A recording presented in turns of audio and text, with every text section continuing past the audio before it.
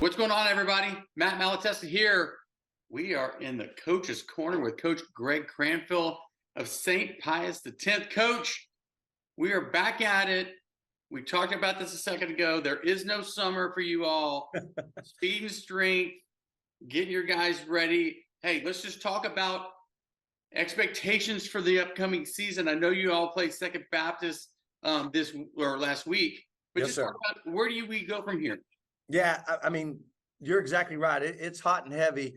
I mean, there's no off days. Let's be honest. I often get questioned by my wife, the same question that every coach gets when I'm staring at the dinner table going, what are you thinking about? And I'm like, babe, you don't really want to know what I'm thinking about. I'm wondering if the backside 4i crashes, are we able to, and that's part of what I try to do. And I think every coach tries to do is the disconnect between work and home and being present at home. And that's one of the things that I try to focus on with that. I've got a 13-year-old son about to go into 8th grade who's just neck deep in sports, and it's fun, to do those types of things.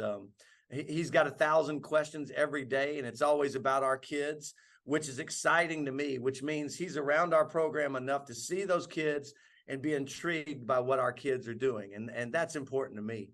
We start off the beginning of the year. It's pretty front end loaded with a lot of events that we had. We had our Top Golf fundraiser starting the year. We've had decals with dads, which was a huge success. We've had muffins with moms, which is always a great time in order for those kids just to be surrounded by that parent or guardian or just loved one, just to show them, just to kind of return the love back to them and let them know that as a parent, what they are doing for us is extremely important. Well, I like golf and I like muffins. So yeah, man. Hey, I would fit right in. Yeah, absolutely. Absolutely. And I think when you talk about expectations, our athletic director, Jeff Feller, had a preseason meeting, as every coaching staff does. And he talked about expectations and those types of things and asked us to really evaluate, what is a successful season. And then there's no doubt every coach sitting in this chair or their chair only, I mean, state championship is the ultimate goal. But that doesn't mean that success is based on those wins and losses. For us, success results in are we producing better men that are going to be great husbands and great fathers and at this time right now, great sons to their parents. We look at those types of things, and I think it comes from the top down at St. Pius X and the culture that we have here as to why we do what we do, and that's so important. We always tell our kids that winning is a byproduct of doing things the right way. And I would like to think that if you came and visited our program from day 1 to day 999, that's what you would say. Those guys do it the right way. And that's what is exciting about working here and being around this special group of kids that we have.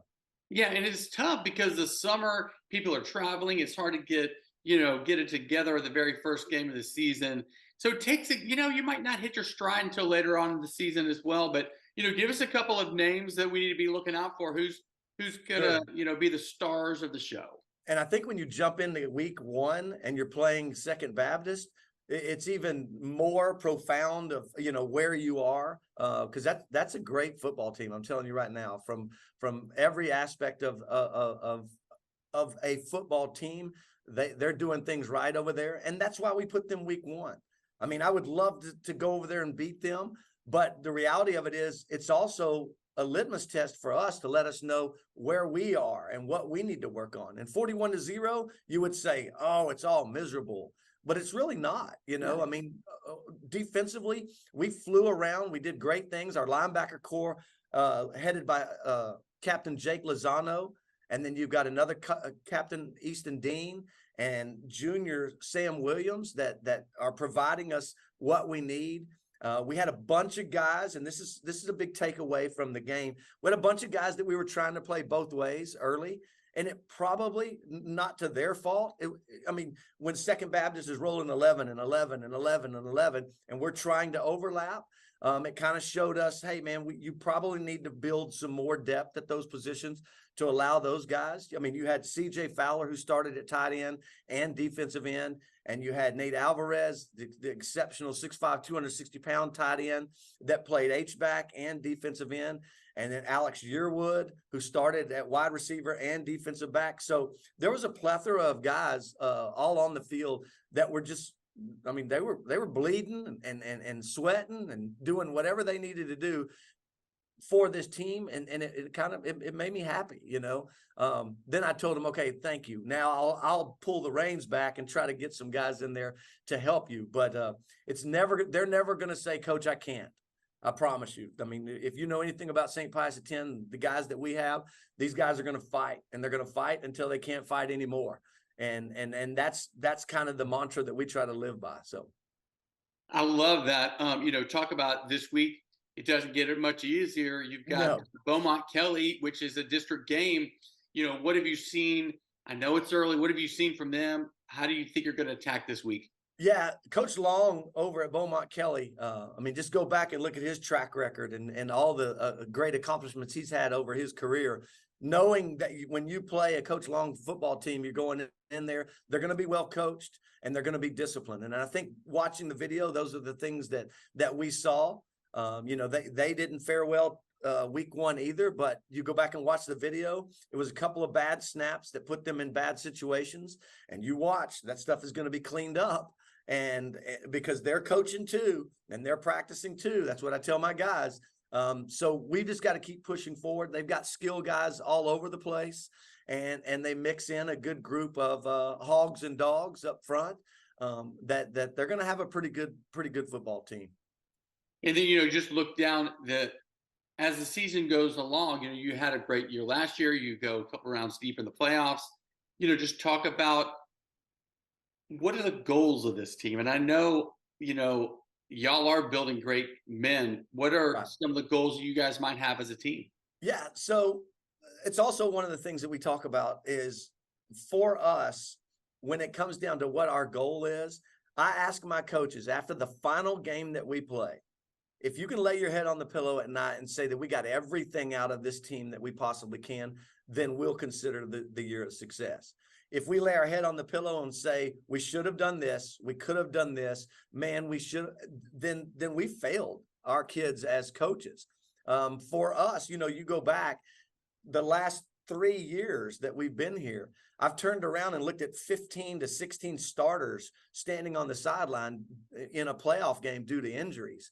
Well, it's hard for me to say that those kids out there fighting aren't actually successful just because the final score doesn't show that, because you take 10 guys off of a football team like us. Heck, you take 10 guys off the Houston Texans, and with a 53-man roster and whatever they have, it's a huge impact. And I think for us, that's what we want. I told the guys the other day, we'll never pat you on the back until the end of the season. Because every time that you do something, all we're going to do is raise the level of expectation. And I think our guys, we embrace that, knowing, yeah, I may have just done something good against that guy, but that's not the guy that I want to beat. It's the guy down the road. It's the guy in the second and third round of the playoffs when you get to the Plano Prestonwoods and the Parish Episcopals and the St. Thomas and Antonians. You know, heck, everybody in our district is a solid opponent. And you take a play off, it could be the difference in the game. So for us, that's what it is. It's just constantly evaluating who we are and what we're capable of doing, and then being the best version of us every game that we go out. You need to get out of coaching and just get into coaching coaches. Yeah, that's a business right there. I know. There's a lot of more intelligent and smarter people than me when it comes to that, you know. So you got to remember, everything I know I've stolen from great coaches. I've had the luxury of being around great coaches. I worked for Brian Irwin, who was at Lamarck. I worked for Terry Cron when I was at Commerce. I got to work with BJ Gott when we were at Marcus together, and because of him, Greg Miller, the defense coordinator at Katy, and Gary Joseph, all guys that I've been able to sit in a room and just listen to them. And I try to act like a sponge when I'm around them. I often tell people this, and as a head coach, you really can't until you're surrounded by those people. But God gave us 2 ears and 1 mouth, so we ought to spend twice as much time listening as we do talking. And when I get around those guys, that's what I try to do. I just want to listen and hear, because those messages that they send are valued. And I just want to say thank you to all of them for allowing me to be around them and do those types of things. So, well, hey, go get them this weekend. Appreciate you, man. And we will catch y'all next time. Next Yes, week, sir. same time, same channel. Yes, This sir. is Matt with VYPE, Coach Greg Cranfill of the St. Pius X Panthers. Go get him this week, Coach. Yes, sir. Go Panthers.